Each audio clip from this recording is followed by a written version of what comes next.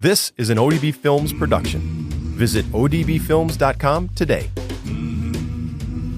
In Latin, Renovo means to renew, restore, or revive. This is the show that's all about growing in our understanding and the practice of faith. Past episodes are available wherever you listen to podcasts. I'm Doug Tuke, the Director of Ministry at ODB Films, and today we look at Mormonism and Jehovah's Witnesses. And I want to give a disclaimer. This show has been asked for about a year and a half, and I was very reluctant to make the show because here's what will happen. No matter what we say, it's going to come across as being judgmental and damning.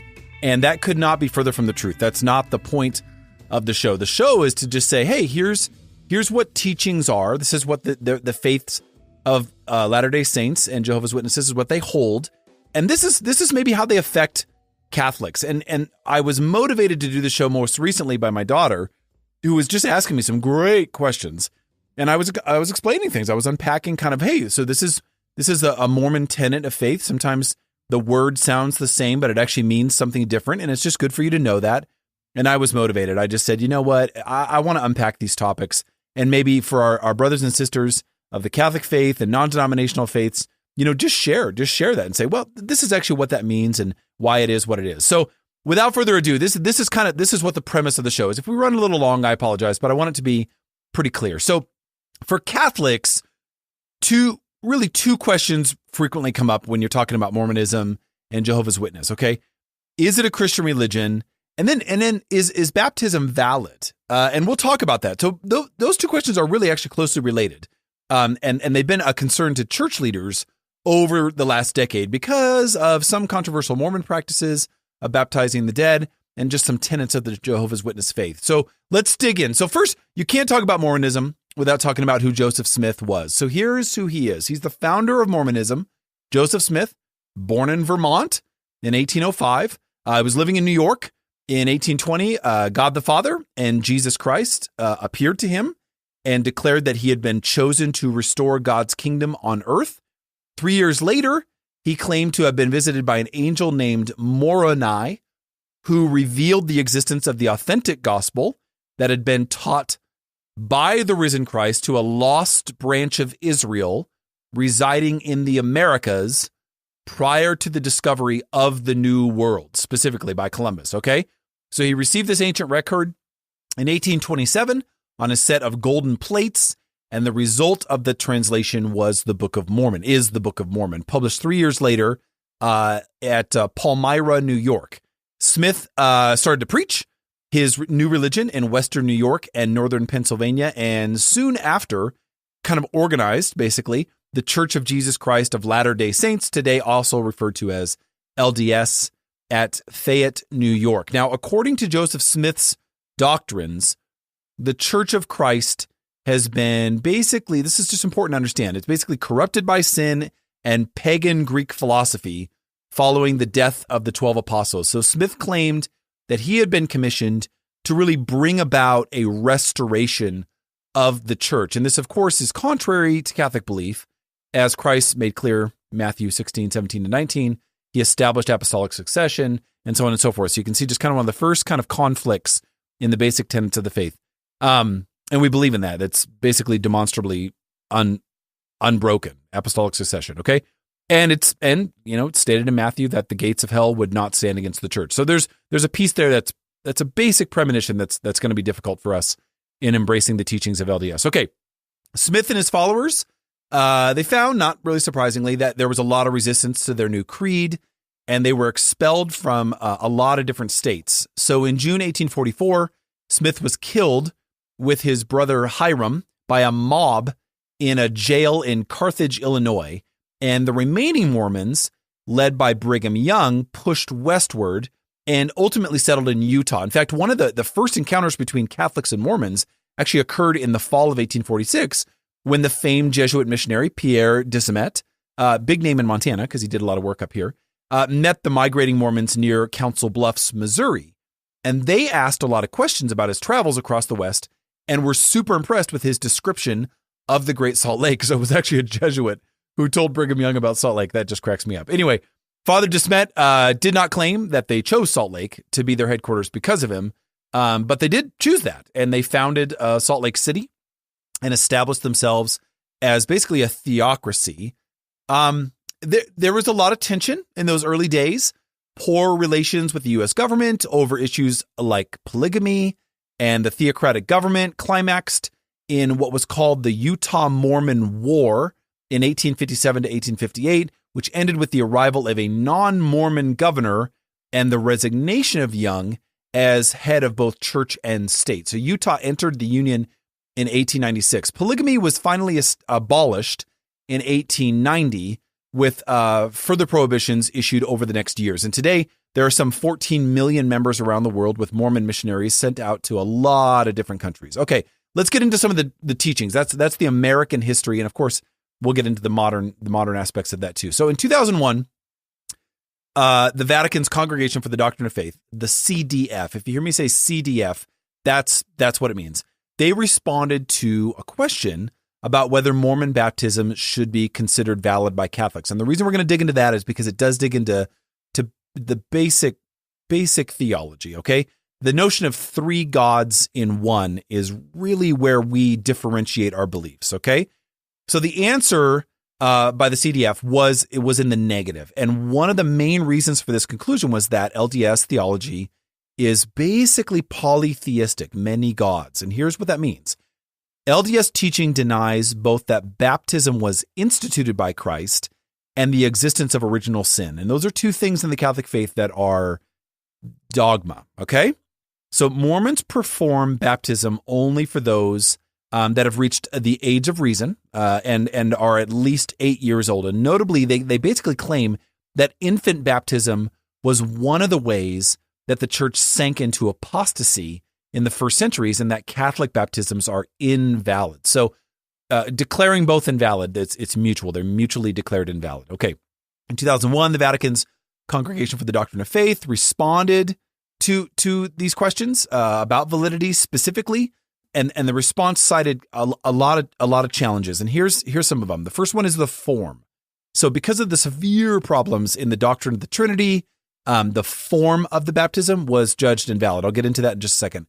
Also, the intention of the celebrating minister. So owing to the problems with the form and Mormon beliefs regarding baptisms and original sin, the minister of the LDS cannot do basically what the Catholic Church does in conferring baptism. The Mormon Church also practices baptism for the dead.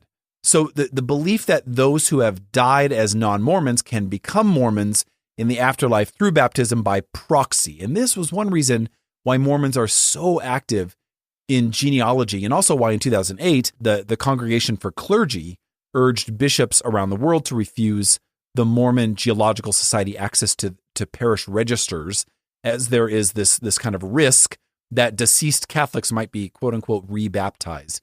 This is not okay. And this has also been condemned by other faiths, such as Presbyterian, Methodist, Jewish leaders who consider it totally disrespectful to the dead, especially victims of the Holocaust. So at first look, let's talk about form. The baptismal formula used by Mormons appears pretty Trinitarian, okay?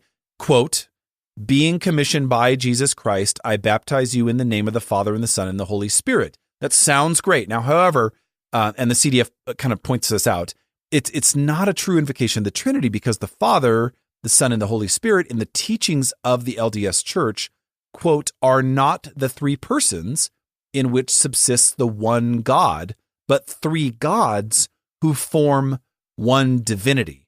One is different from the other, even though they exist in perfect harmony. They are different. The language actually matters. As the CDF kind of further points out, God the Father was once a mortal man from another planet who, through a series of progressions, achieved divinity. He and his wife, the Heavenly Mother, share the responsibility of creation and have sons in the spiritual world. Their firstborn son, Jesus Christ, equal to men, quote, has acquired his divinity in a premortal existence. Even the Holy Spirit, the CDF says, is the son of heavenly parents. The Son and the Holy Spirit were procreated after the beginning of the creation of the world known to us. You can see where that doesn't work. That language comes right out of LDS doctrine. And it doesn't work with Trinity theology, okay? There's a lot of other points of divergence between LDS and Catholic beliefs, but let's just tackle just a couple. So Mormons accept the idea of celestial marriage, a form of marriage that seals the husband and wife and their children together through eternity. The afterlife consists of a complex kind of set of destinations for spirits.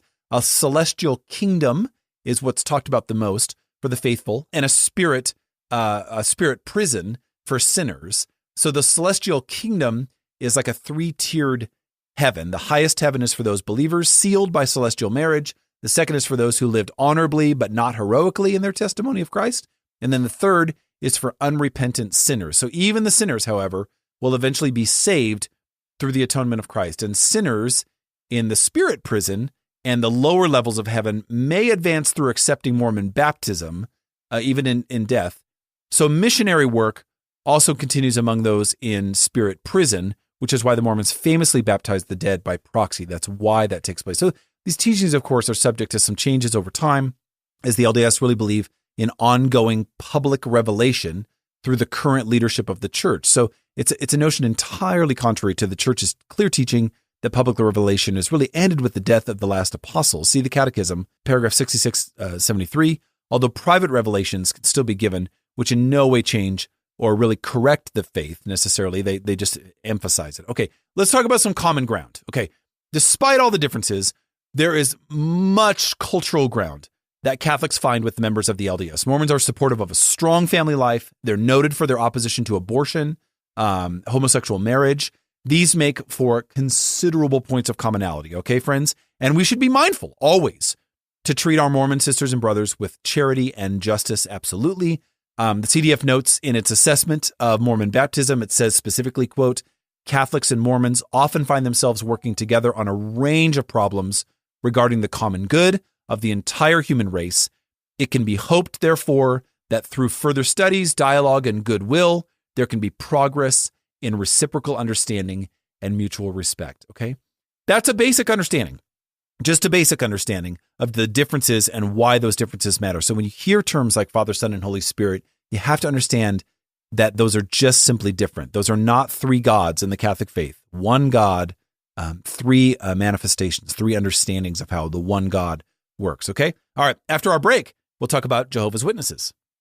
ODB Films is a non-profit Catholic ministry dedicated to artfully made, spiritually rich films. We invite you to visit odbfilms.com and preview over 200 of our short films designed to complement your ministry needs. Also, be sure to follow us on Instagram and Twitter for previews of upcoming content and access to sneak peeks of future projects. Visit odbfilms.com today. All right, welcome back. So, Jehovah's Witnesses, this is a very, very, very different faith. Okay, this is a very different faith vision. The Jehovah's Witnesses were founded by Charles Taze Russell, who was a former kind of a haberdasher, okay, from Philadelphia in early 1872 in Allegheny, Pennsylvania. He's from Philadelphia. He was founded the faith in Pennsylvania. He was born on February 16th, 1852 in Pittsburgh, died in 1916. He was baptized a Congregationalist and was raised in a very strict Protestant family. And his later study of the Bible really led him to basically deny the existence of hell and the doctrine of the Trinity altogether, and to express what we would call Arian views concerning the nature of Jesus Christ, basically denying his divinity. So in 1879, Russell founded the journal The Watchtower, and in 1884 formed the Watchtower Bible and Tract Society. He traveled preaching missions throughout the United States and Europe, organizing followers who were called Russellites or Millennial Dawnists, International Bible Students, and then finally they settled on the name Jehovah's Witnesses. So during his missionary work, he faced a lot of scandals, including separation from his wife after 18 years of marriage, and then the accusation of selling a fraud, selling miracle wheat for a very high price. You'll have to look into that yourself. Upon Russell's death in 1916, Judge Joseph Franklin Rutherford, a Missouri lawyer who had defended Russell in a lot of legal battles, succeeded him as president of the society. So Rutherford officially incorporated the group in 1931 as the Jehovah's Witnesses with the legal title, the Watchtower Bible and Tract Society. Rutherford also developed Russell's ideas into a formal doctrinal system. So he he kind of transformed the congregational structure of the sect that, as was under Russell, into a much more rigid theocracy. So Rutherford laid the foundation for the sect as we know it today. So according to the Jehovah's Witnesses, there's one God.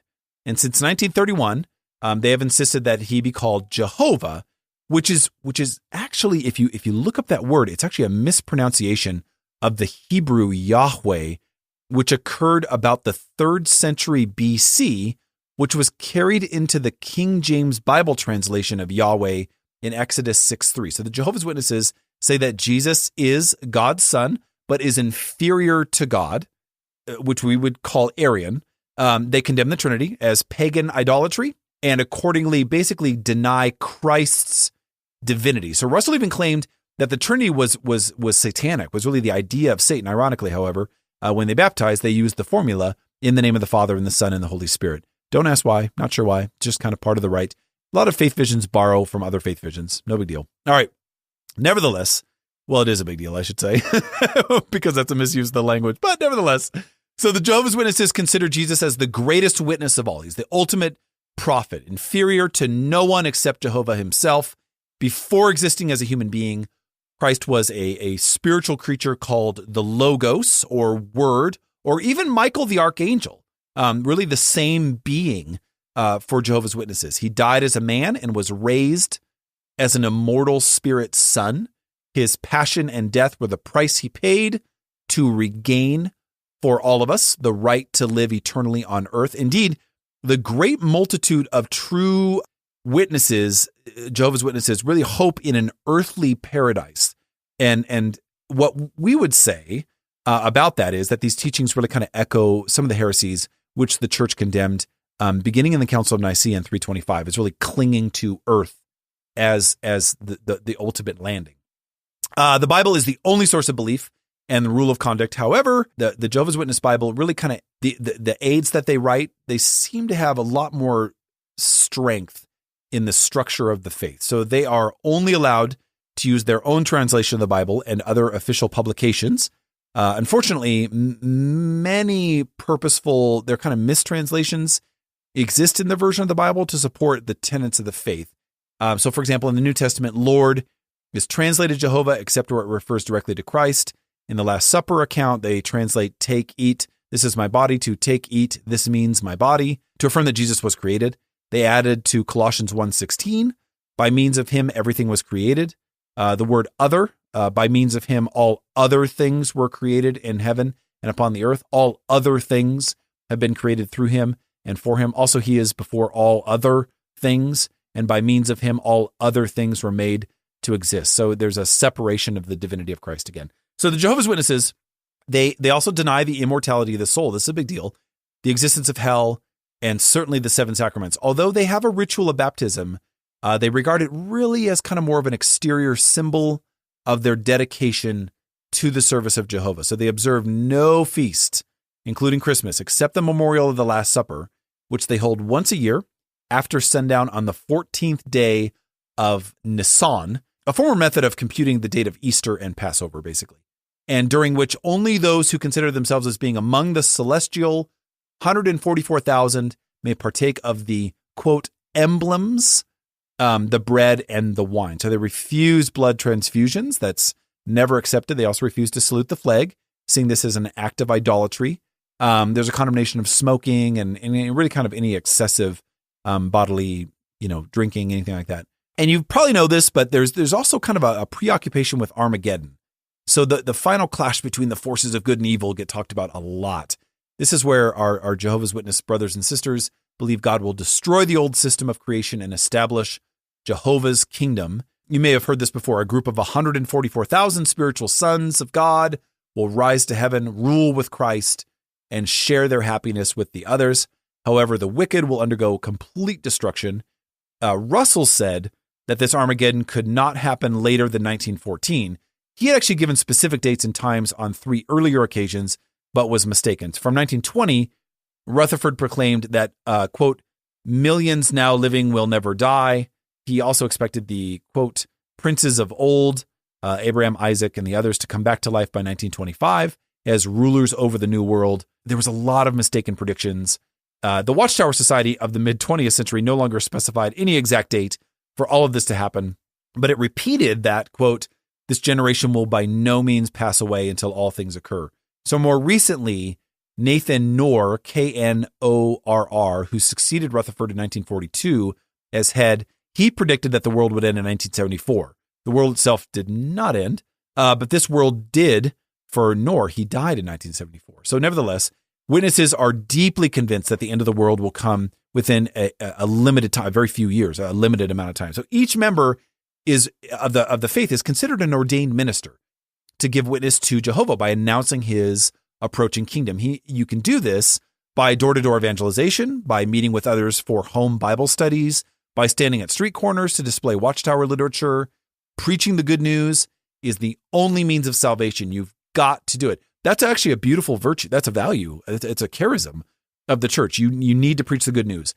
For J. Dubs, this is really the only way. This is how you show that you are a believer. So ordinarily, the entry-level Jehovah's Witness is called a servant. A publisher attends 5 hourly meetings a week and is to devote 10 hours a month to witnessing. And then a pioneer gives 100 hours a month to the society. So the main office is in Brooklyn, New York.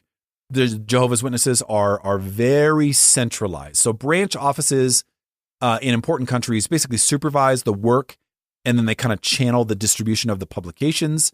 There's district and circuit servants that regularly visit local congregations to meet local servants, publishers, pioneers, so on and so forth. Exact statistics are kept of all activities. They really keep good records of who's involved and who's not. As of 1994, about 1 million witnesses belong to more than 22,000 congregations in some 80 countries.